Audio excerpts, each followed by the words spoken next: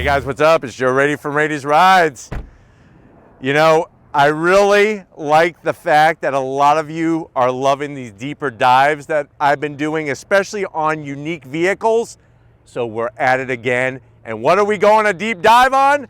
This car right here. This is a 2025 Porsche 911 Turbo S. But remember, if you've seen the review of this one, this is a special one because it has over 700 horsepower. But before we dive in to one of the most iconic German brands ever, let's talk about what's going on here. So we're here to go a little deeper. Like I said, when I find some certain cars, I want to share a little bit more.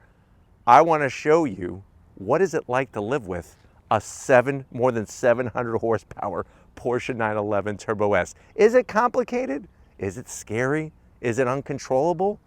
I'm sure many of you have these questions. That's why we're here. So why don't we go ahead, strap in with me behind the wheel, and we're gonna see what it's like to live with this modded 911 Turbo S.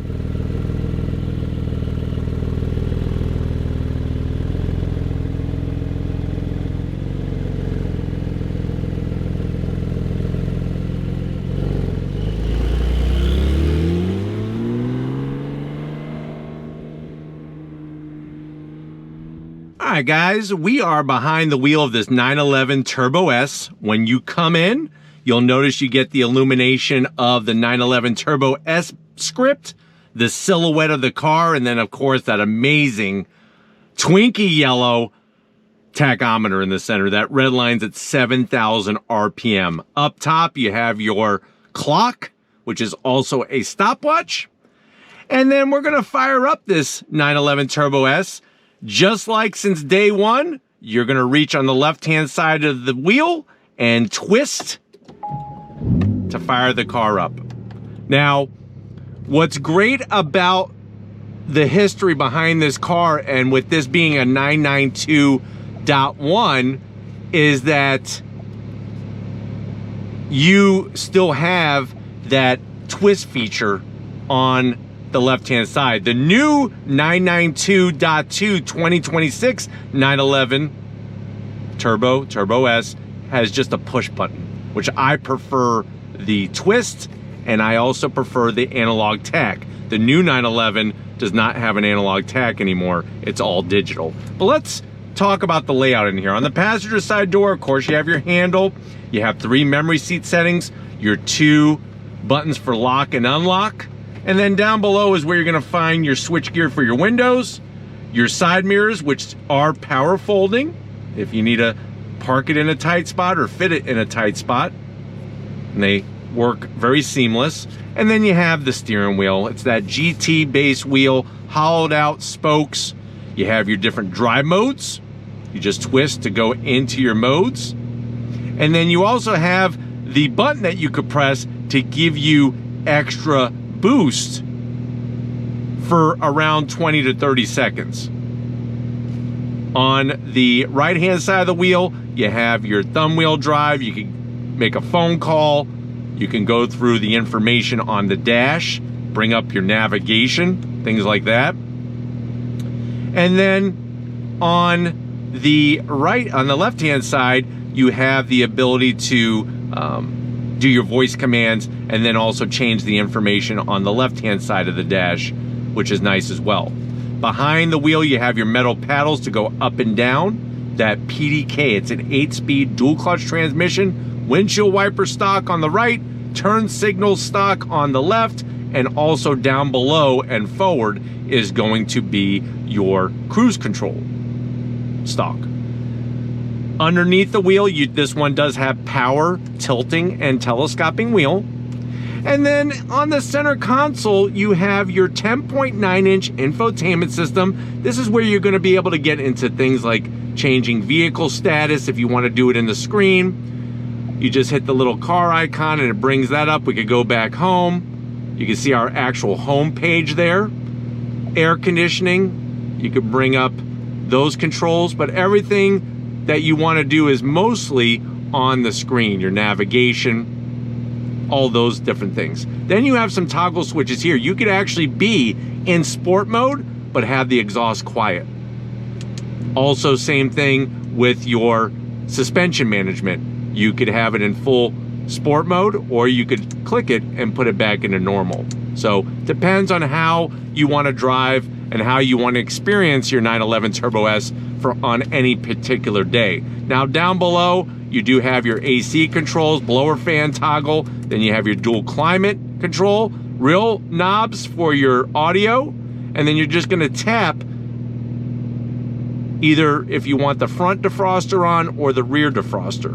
Then you have your Norelco shaver. This is the shifter for the 8-speed PDK. Obviously you push P for park, M for manual shift. This one does have optional ventilated seats and heated seats because we have the 18-way adjustable seats in this vehicle. And then it also has the power sunroof. So you have your power shade, and then you could open and close the roof. And then of course you have your single cup holder and your parking brake, your electric parking brake.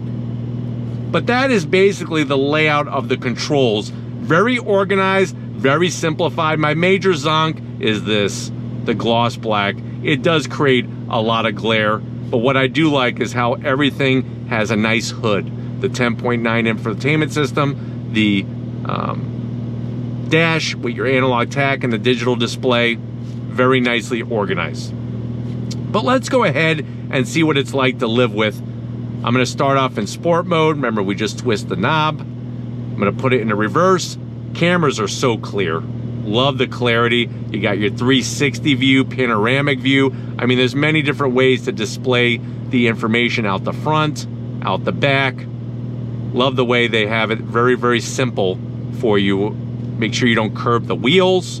So they got you fully covered. And then, like I said, to go back into park, there you go. But we're gonna back up here. Backing up, piece of cake. Nice to have that. Camera quality. And then you just pull back to go into drive. You do have a gear indicator. Your digital speedometer is right at the base of the tack. But you also have another digital speedometer as well. So kind of redundant, but I guess it's nice to have more than none. Visibility is great in the 911 Turbo.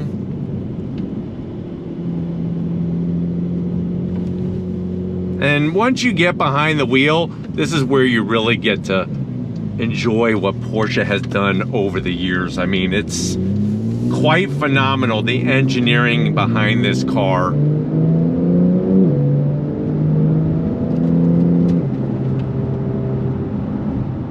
But right away, you're gonna love the direct steering of this car. It does have rear wheel steer, and it just feels so connected, especially with the all-wheel drive. Now I could turn the knob another level. That's gonna put us up to Sport Plus. And that's going to be the highest amount of performance that you get behind the wheel. Amazing brakes, of course. Let me show you how to do launch control. Left foot on the brake, right foot on throttle. It says launch control activated. On throttle, here we go.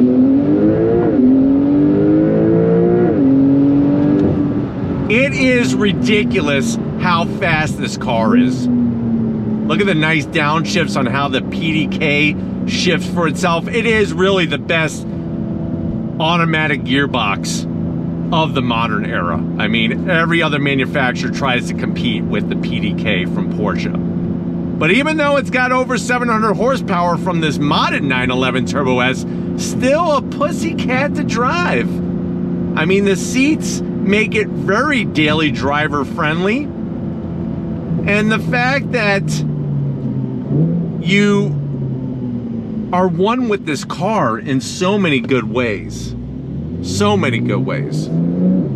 If you push the button, you're gonna get your 20 seconds of extra boost. And obviously after the countdown clock is off, you wait a couple seconds and then you can hit the button again. I'm gonna hit M to go into manual shift, and you have your gear indicator right next to the speedometer at the bottom of the tack. So second gear, third gear.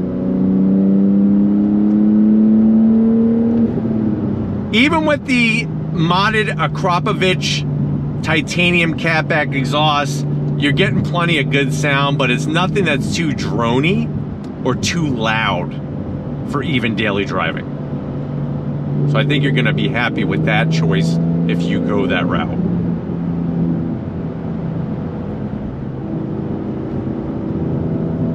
But I know a lot of people like to mention the R8 or the NSX as the perfect daily supercar. This takes it bar none. Bar none.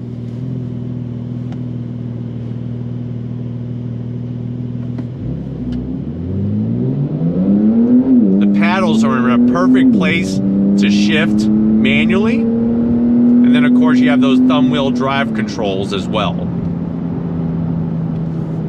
I'm gonna go ahead and put it back into automatic shift. The PDK really does such a fantastic job all on its own. But all the materials in here are spot on, except for the gloss black. I'm not a big fan of the gloss black in this car whatsoever.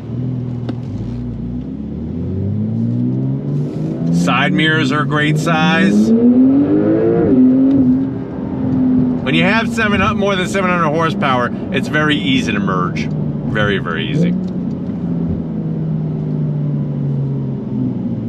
But these seats being 18-way adjustable, you got 3 memory seat settings, which are great.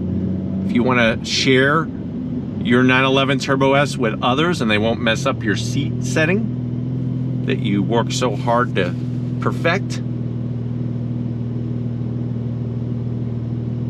And getting to the 10.9-inch infotainment system, very easy.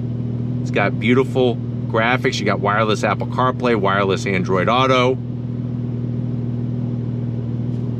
the dual climate control. Everything feels, of course, top-notch in this car, especially with an MSRP of $275,000 the way that this one is optioned.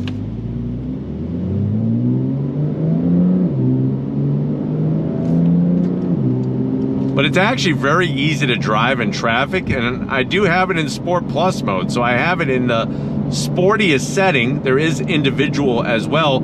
Still very, very easy to drive.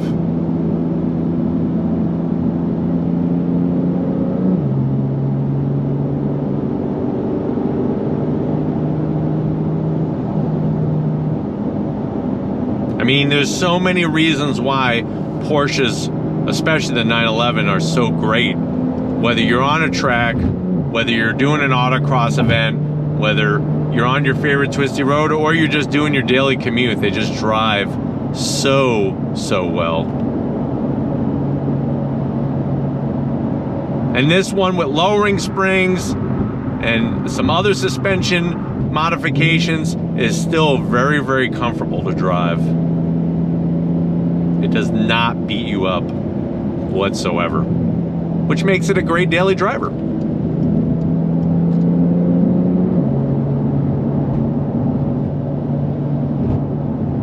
But I'm hoping that this was a nice deep dive to kind of showcase what this 911 Turbo S is all about. We're gonna get back to where it all started and wrap this one up.